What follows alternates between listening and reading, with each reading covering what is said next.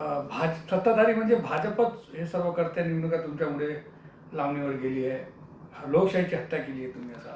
नाही, निवडणुका लांबणीवर जाणं हे कुठल्याच पक्षाला परवडणारं नाही.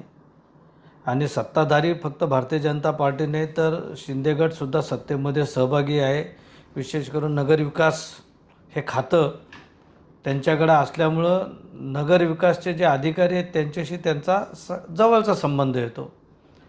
आता कोणामुळे निवडणुका पुढे गेल्या जर पाहिलं तर त्याच्यातला जो मूळ प्रश्न तो असा आहे की शिवसेना शिंदे गटाचे उमेदवार राजेंद्र वाळेकर यांच्या सौभाग्यवतींनी नगराध्यक्षपदासाठी उमेदवारी अर्ज भरला आणि त्यांनी जी काही पिटिशन दाखल केली होती त्या पिटिशनच्या निकालाला उशीर झाल्यामुळे ही निवडणूक पुढे गेली.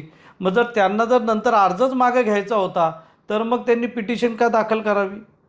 म्हणजे कुठेतरी राजकीय हेतूने त्यांनी अर्ज भरून त्याच्यानंतर पिटिशन दाखल करून भाजपाच्या उमेदवाराच्या विरोधात पिटिशन दाखल केली आणि त्या पिटिशनला उशीर झाल्यामुळेच ही निवडणूक पुढे गेली आहे.